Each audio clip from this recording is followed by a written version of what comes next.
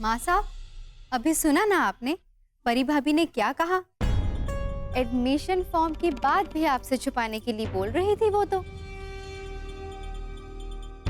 देख लिया ना माँ साहब, हम तीनों तो आपकी नजरों में हमेशा ही बुरी बन जाती हैं। अभी अभी आपने परी की सच्चाई भी सुन ली ना।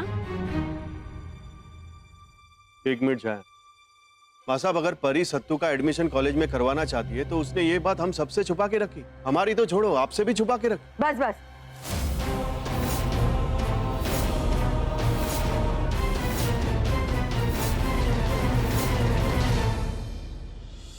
सत्तू जी, बस एक बार हमारी बात सुन लीजिए। परी, सत्तू, अभी के अभी नीचे आंगन में आओ। माँ साहब हमें बुला रही हैं।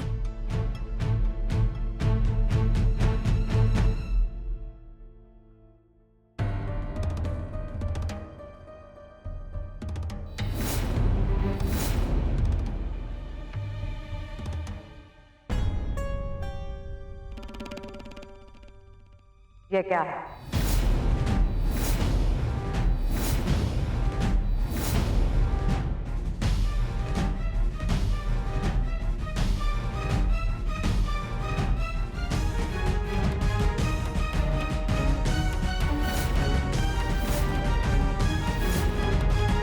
मैंने पूछा ये क्या है?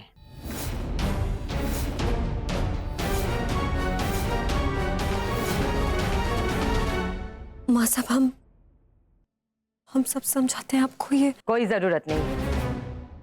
मुझे साफ साफ दिखाई दे रहा है कि तू क्या करने जा रही है।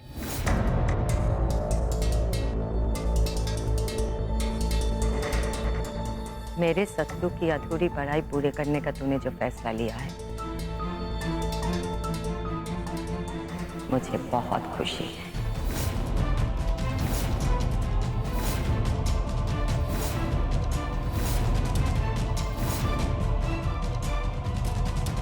माँ साहब, ये आप क्या कह रही?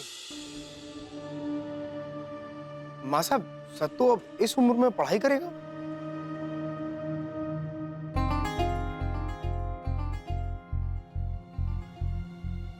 मैंने जो कहा और समझा वो बिल्कुल सही है। और परी जो करने जा रही है वो सत्तू के लिए और हमारी दूध सागर के लिए अच्छा है। लेकिन माँ साहब, हम इन्वेस्टर को क्या जवाब देंगे?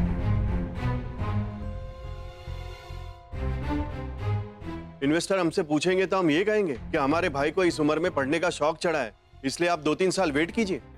तुझसे किसने कहा कि निवेशक इंतजार करेंगे? और ना ही उन्हें हम ऐसा करवाएंगे। और तब तक कोई लायक सदस्य ये काम संभाल लेगा, और वो है परी।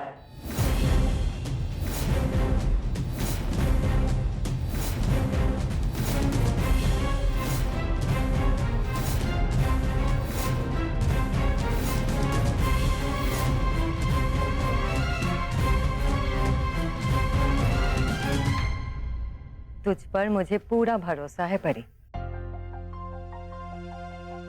तू पढ़ी लिखी है और इस काम को बहुत अच्छे से संभाल पाएगी तू।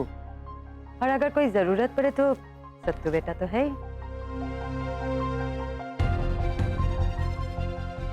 मैं तुझे दूध सागर की मालकिन बनाकर निवेशकों से मिलाऊंगी। और मैं चाहती हूँ कि तुम दोनों मिल के काम करो। माँ साहब हम समझते हैं आप क्या कहना चाहते हैं, लेकिन माँ साहब हम ये चाहते हैं कि सत्तू जी कभी भी किसी चीज के लिए किसी पे निर्भर ना रहे। अरे वो हम क्यों ना हो। बस कीजिए परी जी।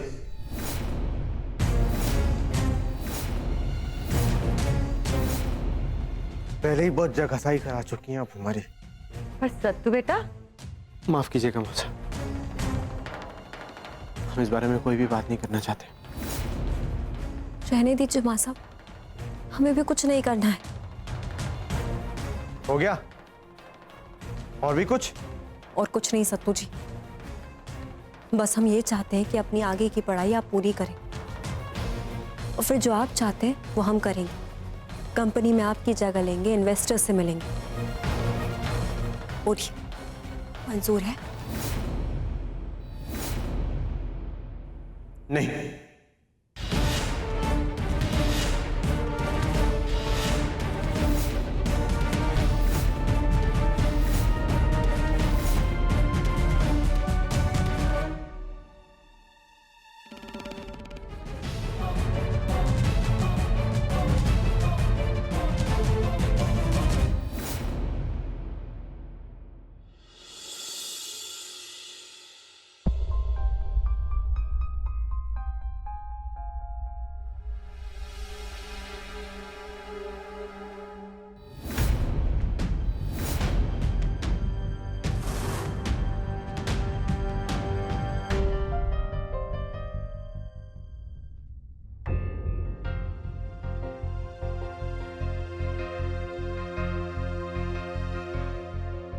कमलेश, कल तक ये काम कर देना, ठीक है? जी माँ साहब। अरे सत्तू बेटा, तू, मैं तुझे ही आवाज देने वाली थी और देख तू आ गई। तुम लोग जो भी फैसला लोगे लोगे, फिलहाल अभी के लिए ये कागजात पे दस्तखत कर दो ताकि काम नहीं रुके। लो।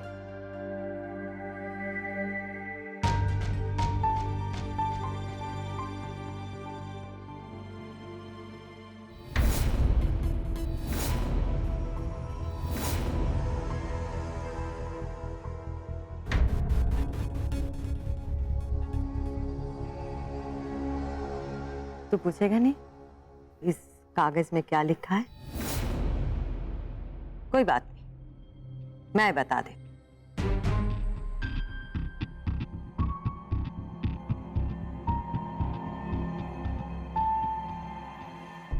मैं दूध सागर बेचने की सोच रही हूँ।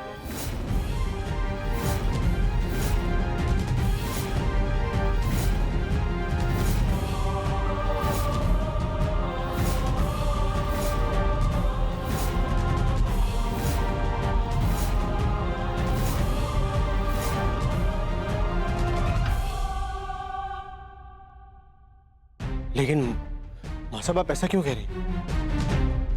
मैं जो कह रही हूँ वो सच कह रही हूँ सत्तू। क्योंकि जिस कंपनी का मालिक बिना देखे ऐसी आंख बंद करके कागजात पे साइन करते हो, जिसे इतनी अंग्रेजी भी समझ में नहीं आते, उसके कंपनी में कौन निवेशक पैसा लगाएगा? सत्तू बेटा, तू दूध सागर का मालिक है। तुम्हारे अंदर ये दूध सागर चलाने की काबिलियत है, पर तेरे पास डिग्री नहीं है। और तुम्हारे ये 3 भाई जिनके पास डिग्री है पर काबिलियत नहीं है,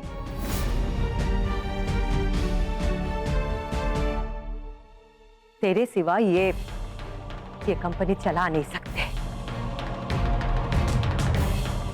और तुझे तो पढ़ना नहीं है ना, डिग्री नहीं लाना है।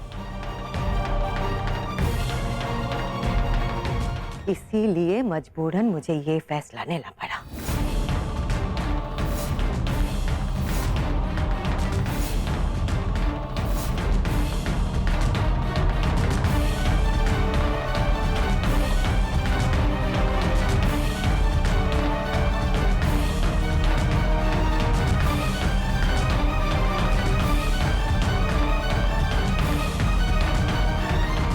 सुनिए, अब क्या होगा? कंपनी बिक गई तो हम लोगों का क्या होगा, सोचा है आपने?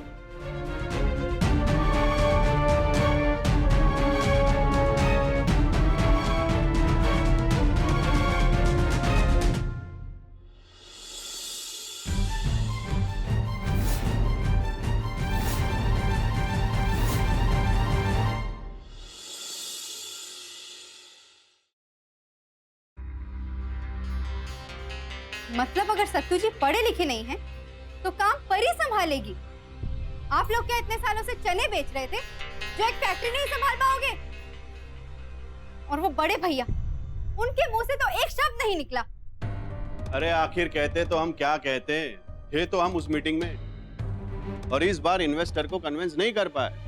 और तुम क्यों बिजनेस के बारे में इतना सोच रही हो? वैसे भी ये टेम्पररी अरेंजमेंट है। सुनिए जी, अगर कुछ दिनों की बात है तो ठीक है, अगर ज्यादा दिन बीते ना तो हम चुप नहीं बैठेंगे। अरे तुम चुप रहो छाया डार्लिंग, हम है ना, हमारे होते हुए तुम बेकार में टेंशन पाल रही हो। और तुम तो ये सोच के खुशियां मनाओ कि माँ साहब तुम लोगों के लिए कितना बदल गई है। अब तुम ये बेकार की बातों में नाक अड़ाओगी ना तो माँ साहब फिर से तुमसे नाराज हो जाएगी। इसलिए ये सब बातें छोड़ो, खत्म करो इसे।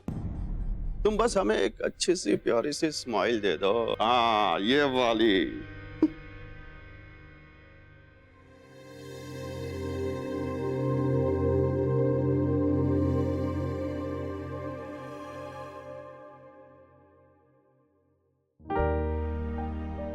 खाने पे गुस्सा निकालने से अगर कोई नतीजा निकलता तो भी सही था, पर ऐसा कुछ भी नहीं होता है। तो खाने पे गुस्सा निकालना गलत है ना। हमारी दादी कहा करती है कि भगवान के बाद जो दर्जा होता है वो अन्न को दिया जाता है। हमारा मन नहीं है खाना खाने।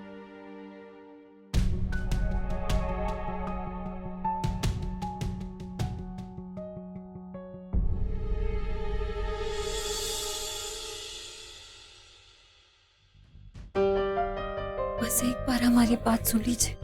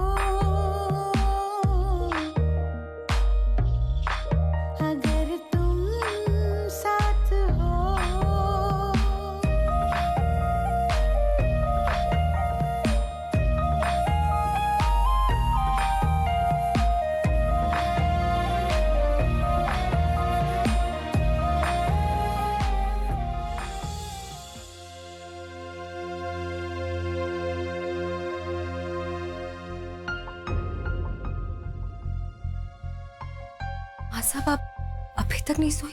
एक माँ कैसे सो सकती है जब उसे पता है कि उसके बच्चे सुकून से नहीं है। मुझे बहुत अच्छी तरह से पता है कि तू परेशान है। हम परेशान हैं, लेकिन हम हमारी माँ साहब को कभी परेशानी में नहीं डालेंगे। अपने बच्चों के लिए परेशानी कैसी बेटी? हम समझते हैं माँ साहब, हम सब समझते हैं। अगर एक माँ सिर्फ एक बेटी की माँ हो, दामाद की माँ ना हो, तो बेटी के पक्ष में फैसला लेना आसान होता है। लेकिन वहीं पर आप हमारी और सत्तू जी दोनों की माँ है। हम समझ सकते हैं कि आपके लिए आसान नहीं है, हम दोनों का ख्याल रखना है आपको। लेकिन माँ, हमें आशीर्वाद दीजिए कि आपके बेटे के साथ, अपने पति के साथ मिलकर हम सब सही कर सके, बिल्कुल पहले जैसा।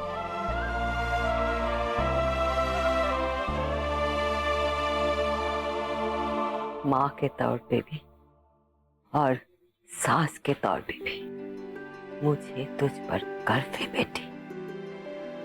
और ये हमेशा याद रखना कि तेरी माँ हमेशा तेरा साथ देगी।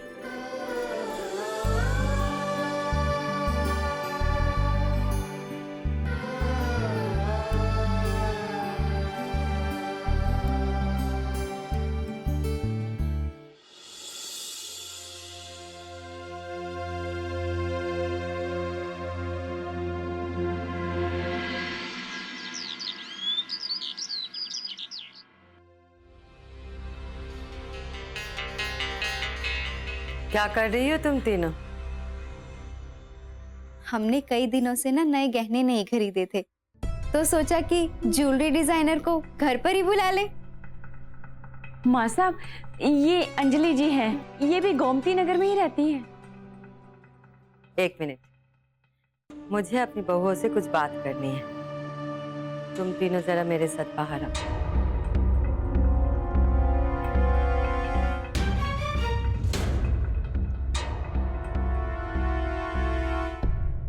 मैंने इस अंजलि के बारे में बहुत कुछ सुन रखा है। ये जो गहने बेचती है वो अच्छे नहीं होते, इसमें मिलावट होते हैं और उनकी कीमत 4 गुना ज्यादा लगाती है। और ऊपर से ये औरत अच्छी भी नहीं।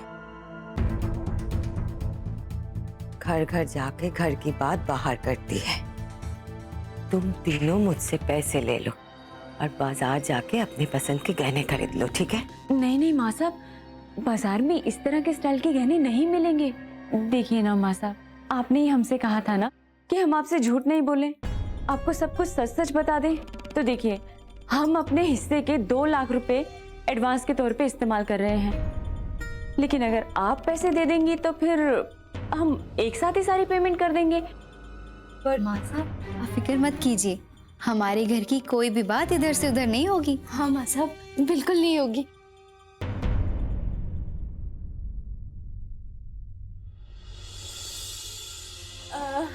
अंजलि जी, आप ना इन सब का बिल बना दीजिए। ओके।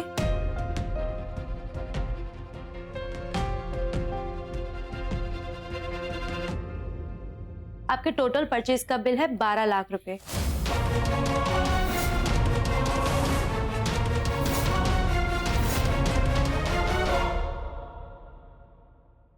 अरे चेक कीजिए, आपने ठीक से हिसाब किया भी है या नहीं?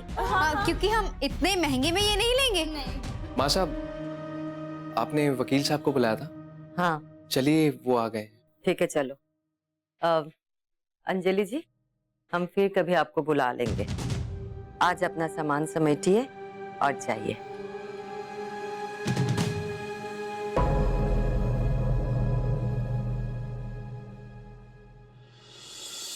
जय श्री राम वकील जी। मैडम, जैसा कि आपने बताया था, मैंने दूध सागर मिल्क प्लांट की प्रॉपर्टी को बेचने की तमाम फॉर्मेलिटीज पूरी कर दी है। सिर्फ आपके हाँ कहने का इंतजार है।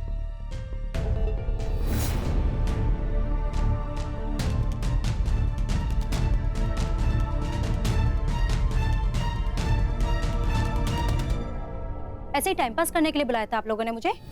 पैसे वैसे तो है नहीं, बस ये बड़ा सा घर ही है झूठी शान दिखाने के लिए। आपकी हिम्मत कैसे हुई ऐसे बात करने की? ओ हेलो, अपनी हिम्मत अपने पास रखो। औकात है नहीं गहने खरीदने की, चले गहने खरीदने। अरे कौन थी ये? किसी को भी घर पे बुला लेते हो? हमें डांटने से क्या होगा? अब अगर उसने सब कुछ सुन लिया तो इसमें हमारी क्या गलती है?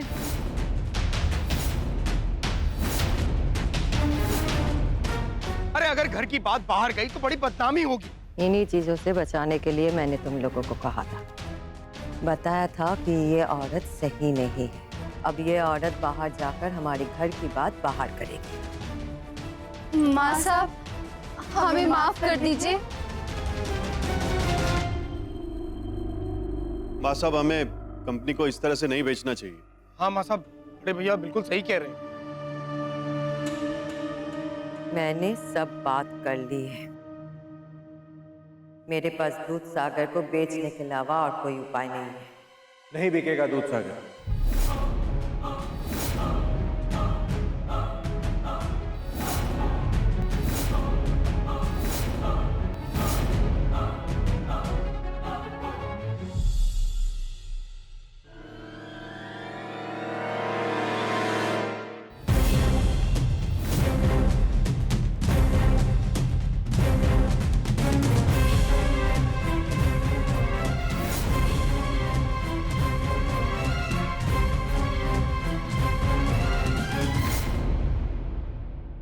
माफ कीजिएगा वकील साहब, आपको फिजूल ही परेशान कर दिया। अब आप जा सकते हैं।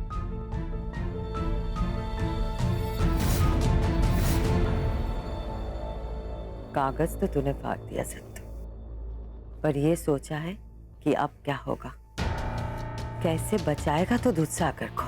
हमने सोच लिया है माँ साहब, हमें परी जी की शर्त मंजूर है।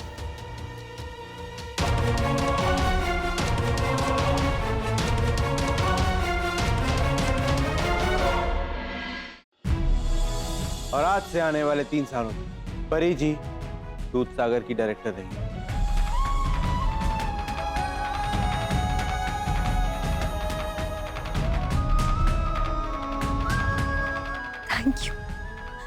थैंक यू सो मच सत्तू जी। शाबाश सत्तू बेटा, तुम बहुत खुश हैं कि तुमने ये फैसला लिया। जीते रहो बेटा, जीते रहो। लेकिन हमारी एक शर्त, जिस कॉलेज में परी जी पढ़ाएंगी उस कॉलेज में हम नहीं पढ़ेंगे। बोलिए, मंजूर है? मंजूर है।